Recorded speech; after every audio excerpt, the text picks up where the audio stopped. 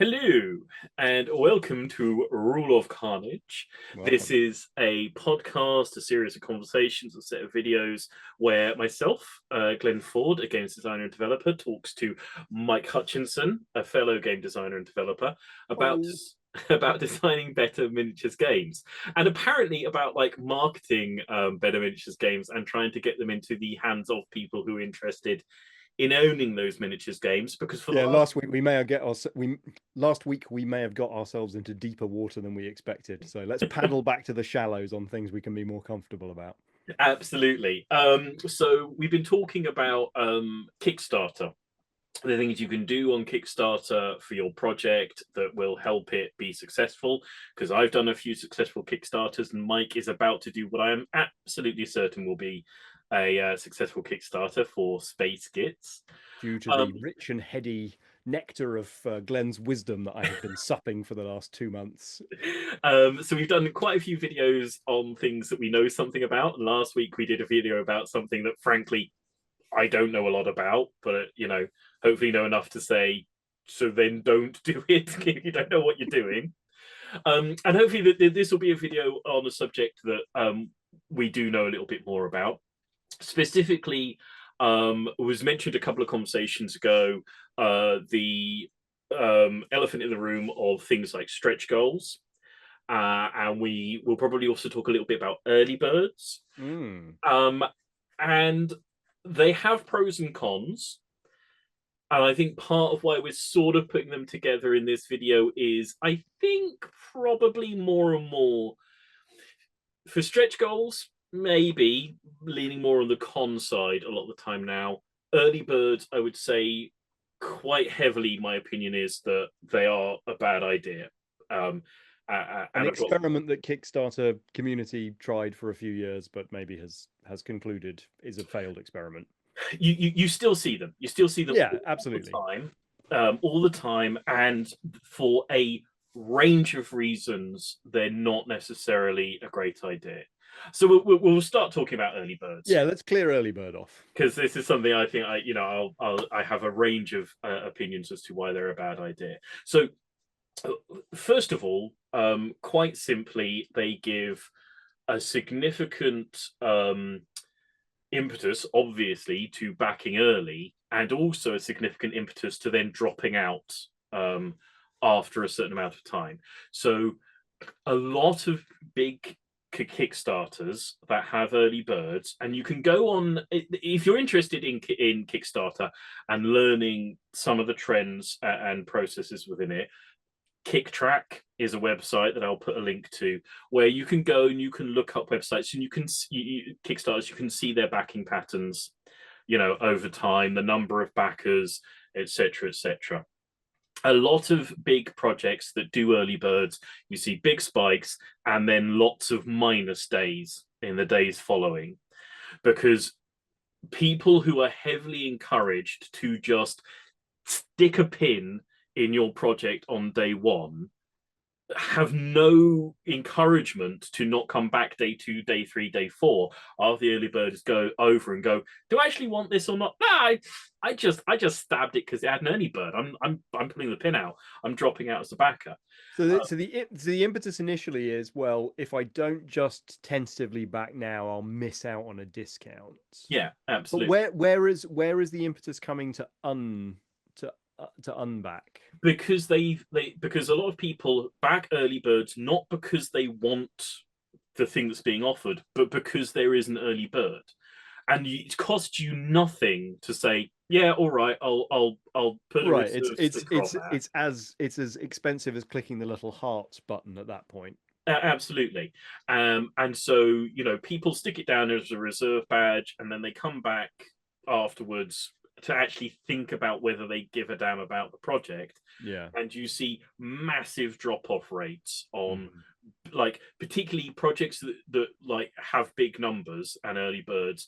You see like tens of thousands of dollars, like minus days afterwards. And so the reason that you would suspect that this doesn't happen when you remove the early bird from the campaign and don't have an early bird is that there is no like weird misaligned incentive to drop a towel on this campaign. Like all it's presenting is the product, the backing levels, the tiers as they would be, and so you're not tripping a malfunctioning human brain to like do a thing for a Yeah. wrong reason. You're just saying, well, here's the thing. Do you want to do the thing?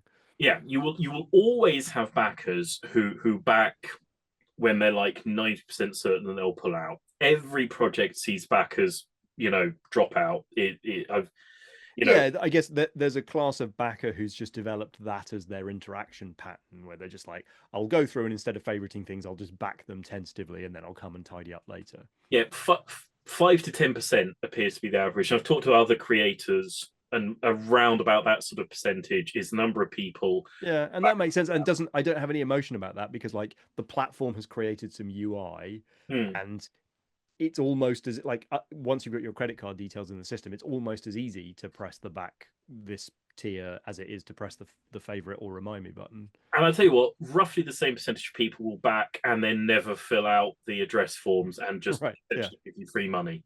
That's me. Yeah. Yeah, Mike is very much one of those people. And there'll be roughly the same percentage again of people who will back and then their credit cards will fail. Right. For whatever reason. Yeah.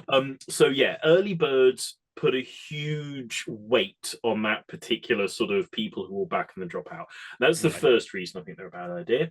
The second reason I think they're a bad idea is that they create winners and losers amongst Mm. your backers. Your backers are your community. They're your group of people who you are bringing together in the support of your project. To Yeah. pick out like a handful of those people and go like, well, these guys are the winners. They're getting what you're getting, but for cheaper. And part of the reason that they must be able to get it for cheaper is that I'm probably charging you the percentage that I'm letting them off on what the game actually costs.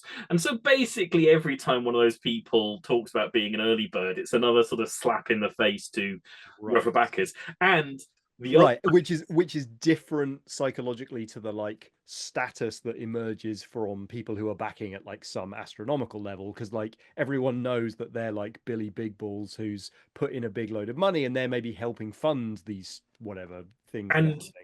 and you know what? If you're jealous of the guy on the higher tier, you know what you can do? You can give me more money. You can go up to that higher tier.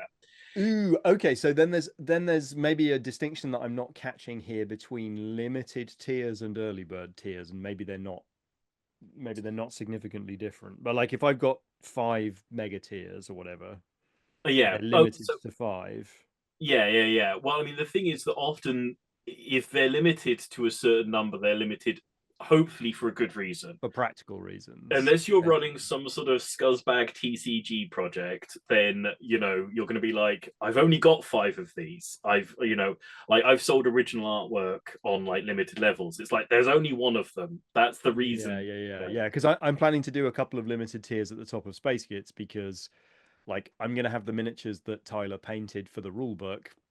I like, why not just sell those off as a sweet like limited arts tier?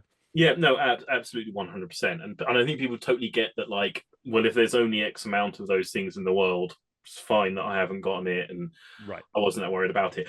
But yeah, Right. This discount for a sub portion of the community just doesn't have a good smell. no, yeah, it splits your community. Um, the next reason not to do early birds is there is nothing more humiliating than an early bird level that doesn't sell out.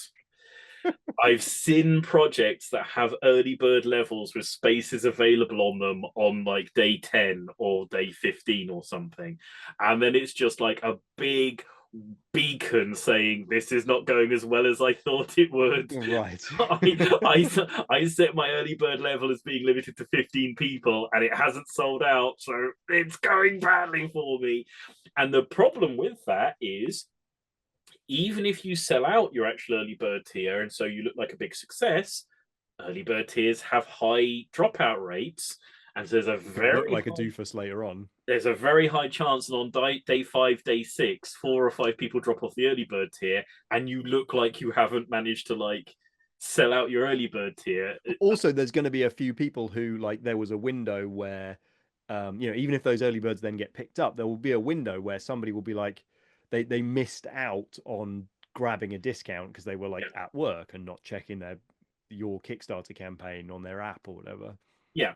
Whereas, I would say there are alternatives to things like early bird tiers. So one thing I've seen, which is a lovely idea, um, is tiers that are super cheap, that for people who genuinely cannot afford the game and genuinely want the game. Hmm. So And I've seen a few, like a community edition tier. yeah, and I've seen a few creators do that, and it hasn't been people have respected it. Hmm. And I do think people tend to respect that sort of thing. Yeah, you see it a lot on. I have seen it a lot on Itch, and it is nice, particularly when you see it being respected. Absolutely. I tell you what, if you're going to do an early bird tier, the only early bird tier I've seen in the last few years that I thought that's how you do it is there was one for a card game that was about like wizards fighting the devil. And it had an early bird tier that was one backer available, and it was $666 worth of their stuff. And that was an early bird tier where I was like, yes, that's really that's cool, that's fun, that's funny. Everybody thinks that's a funny idea. It was $660 worth of stuff, and it cost you $1. Right.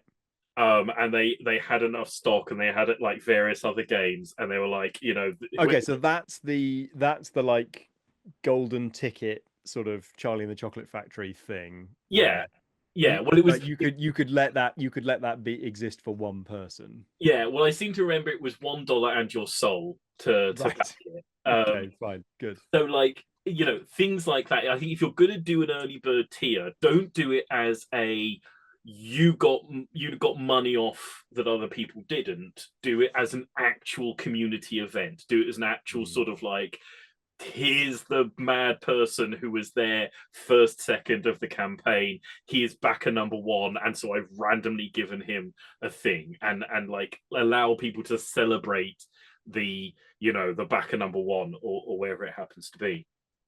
um the other thing about early bird tiers is you are saying I could make the game for that amount of money. I'm not gonna.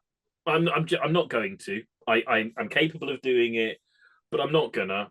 Um, and even if you know, Ooh, I see. So it reveals a cost flaw that you yeah, don't need to reveal. yeah, it's like if you can make it for the early bird level, why aren't you making it for the early bird level? If you're making Mm. it for $10, if you can make it for $10, why aren't you making it for $10? Why are you making it for 20? And if the answer is because you're not making any money, then we're subsidizing the early Then bird yes, then the people. other backers are subsidizing those early backers. And if I'm losing money on the early bird levels, people can work out where my actual break point is. And like, well, I'm losing money on those early bird levels. Dude, there aren't enough of us to outweigh the amount of money that you must be losing if you're losing money on that one and making money on this one when Mm. and because this is another thing about the you must fund within 36 hours, wherever it happens to be. Firstly, just factually false. Funnily enough, I ended up in a debate with Jamie Stegmaier where he said, no, you have to fund within the first 48 hours. So I went through Kickstarter, I went through Kicktrack, and about 50% of all projects that successfully fund post the first 3 days. It's just statistically, it's about 50-50. You do not have to fund in the first 72 hours. And big projects that made lots of money don't necessarily fund in the first 72 hours. It's Mm. more likely, but you can fund post the first 72 hours. It's a 50-50 split. Um, you know, and the biggest thing I think that is a real problem for your long-term reputation is cancelling a Kickstarter that reached 100% funding, because your goal was not your real goal. Your goal was the amount of money I reckon I can raise in 72 hours. Mm. My actual goal is a secret amount of money that I'm not revealing to my backers. And I've seen Kickstarters that get to 100% funded and then cancel because they cannot afford to make the game for that amount of money, and it never looks good. And cancel a Kickstarter because you didn't reach your funding goal, you've got a bunch of people who will come back for the next project. Cancel a Kickstarter that got to 100% funded. I think you may have a whole bunch of people who would have been there and won't come back again because you've just lied to them. You just sat there and just lied to their faces. And that is not a community building, experience and move. Yeah. So that's the short of why I think I'm against early birds at the moment. I mean, you say short. That was an epic 20-minute rant, and I loved it. Right. Well, I'm not going to do any early birds then. I wasn't planning on it anyway because that just adds more tiers, and I can't be asked with more tiers. Yeah. Now, stretch goals. That's like the last part of it is like it's added complexity to your tiers, which is more head scratching and confusing to your backers. It complicates your campaign. It muddies the waters. It confuses people. Again, I've seen campaigns with early birds where people have backed the non-early bird version like well into the campaign just because you end up with tiers so baffling that people do not understand that this is the exact same thing but cheaper, and they've just gone, I'm too confused, and there's 15 pledge levels, I just want the thing, please. Please stop. Okay, so right. So speaking of please stopping, stretch goals. Let it never stop. More. I want more. I must have more. I demand more. I think stretch goals are a much more sort of complicated beastie and have more sort of pros and a specific set of cons. So why do they exist in the first place? Like, did someone invent them?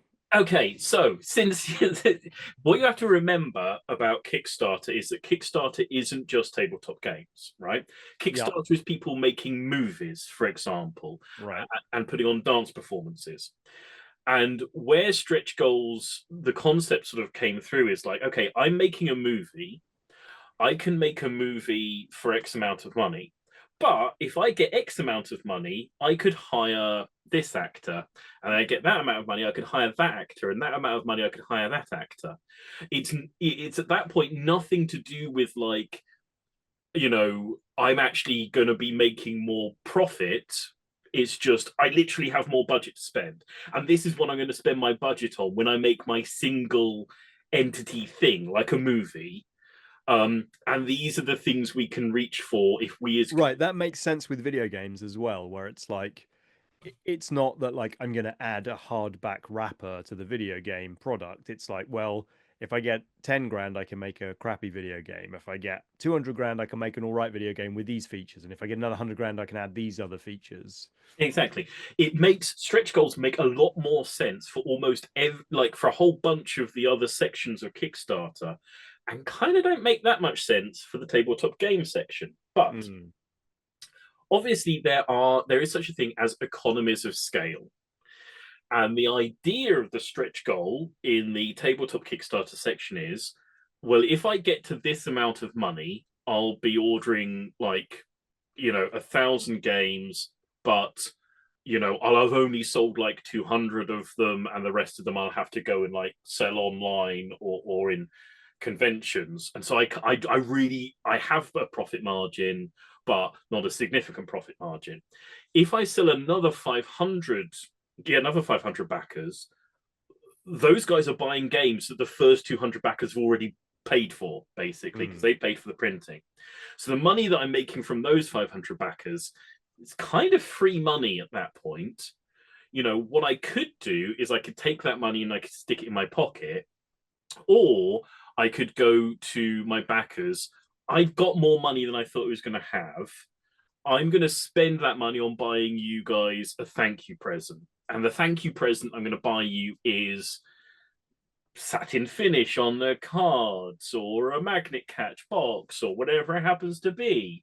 And also, when I buy you that present, it will make my game more marketable when I go to a retail store and I go, it's got this shiny shizzle in, that you can attract people with. And that was sort of marketed to people as, if I order 1,000 copies of a game, it will cost me $5. If I order 2,000 copies of a game, it'll cost me $2.50. The difference of $2.50 is what I'm going to use to upgrade your game, because it's going to then cost me just as much as it would have done if I'd only gotten to my minimal level of success. Yeah. That thing isn't true, because, you do not like market the game for selling the first 1,000 copies and then go to the next 2,000 copies. If you're doing that, you're going like, okay, the first 200 backers are going to buy the first 1,000 games, and I'll get to 400 backers, which means I'll order 2,000 copies, fully expecting the second 1,000 to go out to distributors. So then my game will cost significantly less, and I can give that back to people as a stretch goal. But I'm sending those 1,000 games to distributors who are going to absolutely gank me at like 33%. So I'm not even making the money that I'm giving them back in stretch goals. So the logic for how it was suggested that stretch goals were going to work back to backers was essentially a marketing lie. And the truth of it was just, I've got more money in my pocket now and I'm buying something for you. And the drinks are on me. And I'm hoping that the number like attached to the stretch goals, and this is the point as to why, it's a pro con thing, is if we get to like whatever 10 grand, you'll get more stuff for what you've already paid. So go out and shout at your friends to back this game, so we'll get to the 10 grand and then I'll give you a present. And it is that thing we were saying before about rewarding people for sharing your game, and that's the roundabout way of doing it, which is why stretch goals have the pro and the con situation. Now, so one read on this from my unexpert eye is that from the perspective of a small creator, like one way of me looking at this is saying, look, I am doing X amount of work on this project because I think I can make X amount of money, and that's roughly what this sort of endeavor is worth to me. If you all get together and start paying me a lot more than I expected, then I can do more work on this. Like I can spend more of my time, more of my energy. And I certainly get this sensation from the miniature game Kickstarters, particularly like there's a fair number of like small scale metal miniature sculptors and stuff. And I get that sensation from their Kickstarters where it's like, well, look, the more you pay me for this, the more essentially spare time or capacity rather I have on this project to make another 2 models, or everyone gets a free model or something. And so I guess what's your take on that? Like the stretch goals are essentially increasing the capacity that I am applying to this. To me, so my opinion of stretch goals are that if there's something that costs you 0 time, increases the attractiveness of your game, and simply costs you money, then I think that's the win-win version of a stretch goal. So if I'm printing a card game, choosing to put a higher grade finish on those cards, 0 time. It's just clicking a different box when I go off to Long Pack to print it. It's not going to impact my delivery schedule. It's not going to make the game weigh more. It's not going to make the box bigger and therefore shipping more expensive.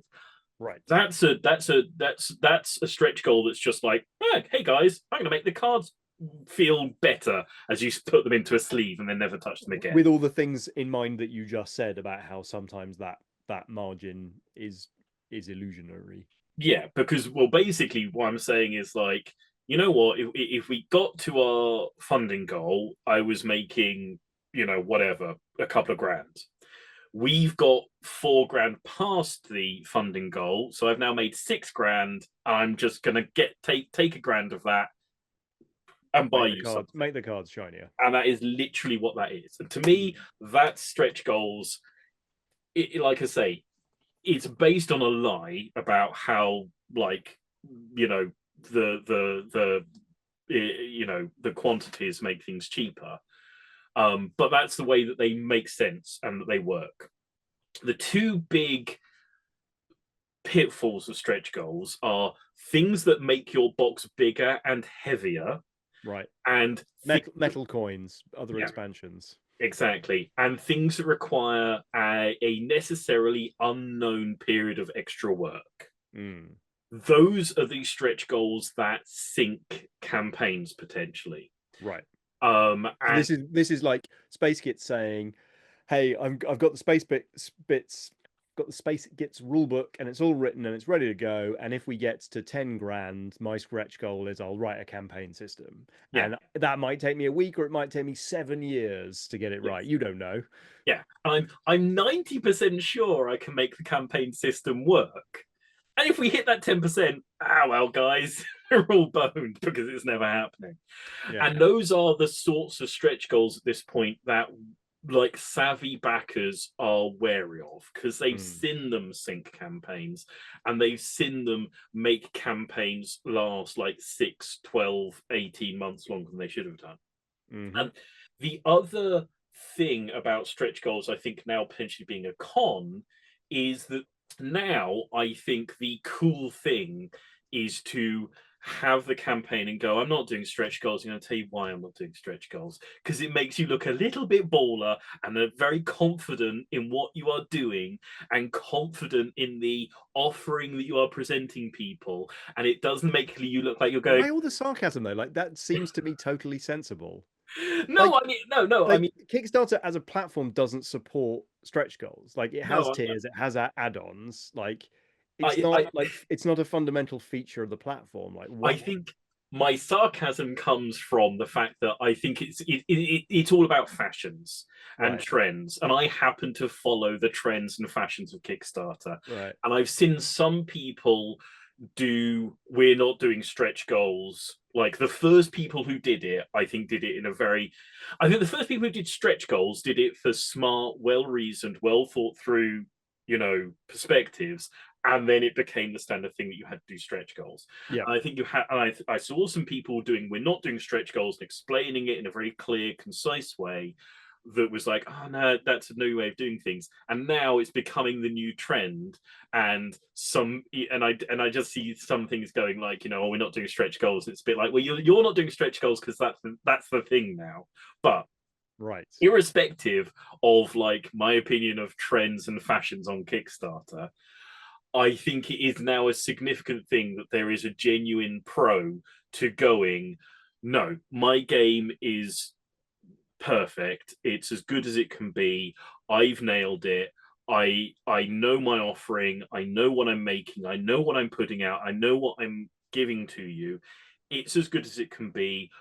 If I stick in, Or not even that it's as good as can be. It's like it's what I want to make. yeah, Like I could add other things, but like that just fucks with the essential truth that I yeah. want to make a thing and this is the thing I want to make. I'm not going to let you guys futz with that. I also think one of the best like advantages to stretch goals are that they give people reasons to keep coming back to campaigns, re-looking at what's going on and talking about the campaign with their friends. We unlocked X on day 10. Oh, did you see this thing we unlocked? Blah, blah, blah. Conversation, conversation, conversation, which is a Mm, good thing and a beneficial thing. Doesn't in any way need to be about stretch goals. right. You do your Kickstarter, you reveal a certain number of facts about your game, but you can't show literally everything. You can't show every single miniature, every single card, every single faction in detail. And so instead, now what a lot of the more considered campaigns are doing is what would be done by stretch goals, but just and now today we're going to reveal the next thing that we were always going to include, but here's a reveal. The advantage to stretch goals is that there's a reveal moment. So I'm just going to reveal the next character that's in the game, and they were always in the game, but we didn't like focus them in the general page. Yeah, And see then that part is really interesting because I've got a set of things that I wasn't expecting Cromlech to be making for me in terms of miniatures. A couple of pieces of terrain that they got excited about. They're not made yet, but they're excited about and they're partway through the design process. And like there's a world where I say, well, those are stretch goals. Like, when we get to, you know, $20,000 or whatever, we unlock this cool little terrain piece or something, and everybody gets one. Or it's an add-on that I add from the start, or it's an add-on that arrives mid-campaign that's like, hey, by the way, did you know we're actually now adding this add-on for this cool terrain piece that we didn't have before? And there's risks and issues and challenges with all of those approaches. So yeah, I guess like one thing that's definitely true is I don't feel like if I know something exists and is going to be part of the campaign, I don't really want to have it as one of those like, you know, unlock this thing that I already had made, and like if it stays locked, it's just like, well, the thing exists and I could have sold it to you. That's ridiculous. Exactly. And that's why more and more campaigns now do it as a reveal process. Right. And that gives you an advantage because you can go, okay, here's a picture of the things we're going to reveal and the day on which we're going to reveal them. You know, I've literally seen like a fairy tale one do it as like a little path through a forest with like little clouds that they then unveil in a really pretty and lovely way. And that way, I can tell you exactly how many things we're going to get revealed during the campaign. I can know that every single one of them is going to be revealed. I tell you the day on which we will reveal them so you can come back on that day and see the reveal rather than I know we might unlock them all in the first 24 hours. You might unlock them all in the last 72 hours. God knows. You might miss some of the unlocks, in which case it'll have all been a total waste. Or I'll not unlock. Right. So that's giving me serious advent calendar vibes in a Mm. positive way. Yeah, no, absolutely. And I think, as I say, the smart sort of considered campaigns now are doing this combination of things of going, look, you know, the game is what it is. It's great. It's lovely. It's got loads of cool stuff in. Here's the game. I'm showing you the game, but I can't possibly show you all the cool stuff. That's how much cool stuff is in it. Instead, we're going to spotlight them through the campaign, and that essentially is going to take the place of the stretch goals that were a little bit sweaty and creepy anyway, and a little bit mercenary, and no one really liked it, and we're a bit, you know, cooler now because we're doing it this different way. And it's different ways of creating momentum and buzz and etc. And I don't think that like most people I don't think believe stretch goals anymore. I think that Mm. most people know full and fine well that most of the companies that are doing stretch goals always intended to put that stuff in, and they fully expect to get to the top stretch goal tier, and they've priced out a lot of this, and they know how many followers they've got, and you know, it's not a real thing. It doesn't have a real buzz to it. Right, and if that expansion doesn't get funded as a Kickstarter stretch goal, like it's coming to retail at some point because like they already did the design work for it, like blah whatever. 100%. And at that point, when that happens, you just embitter all of the backers on the original thing where they're like, so I would have got this free, and you could have given it to me free if you had hit that particular number. But because you didn't hit that number, I've now got to pay you another 50 quid for it. Mm, I hate you a bit. I hate you just a little bit. Thank you very much for doing that to me. And yeah, the other one is where it's like, well, you didn't reach that stretch goal, but we're throwing it in anyway. Well, it wasn't a real stretch goal. Why did I get excited about it? And yeah. so I think all of those things have like built up a certain level of cynicism and, you know, funny feelings towards stretch goals. I think they can still be done honestly. I do think you still see small creators doing them in a very honest way.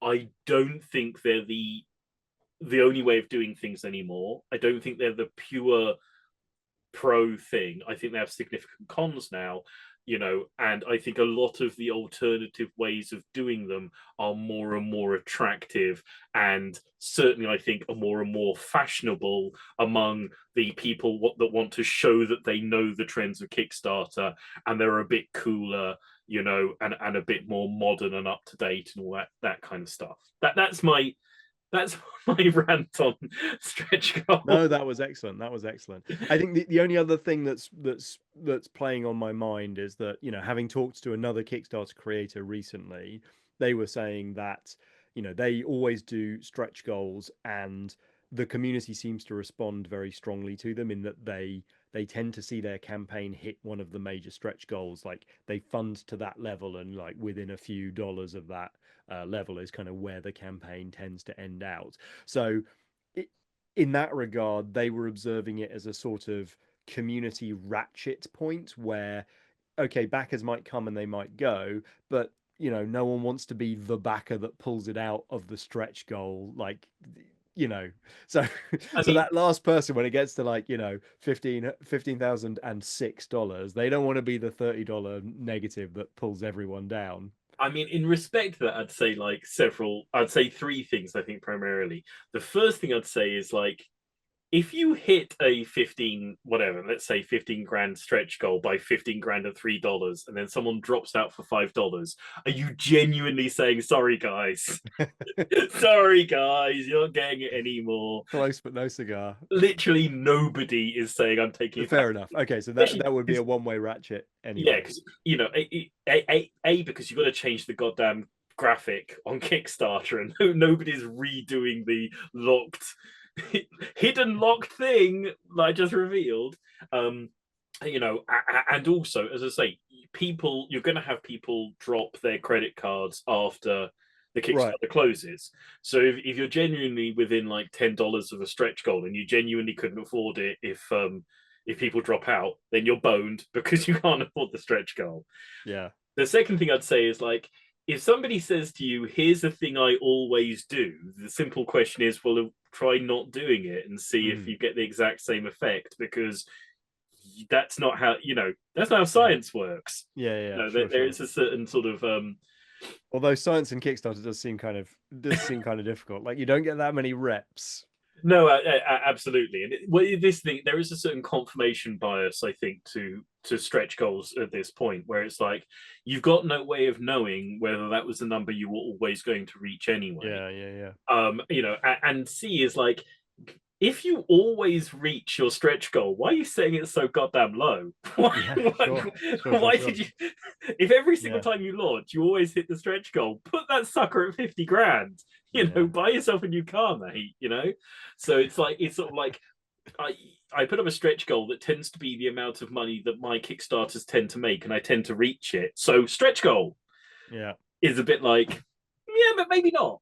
Yeah, You know, fair enough. um, Yeah, all right, awesome.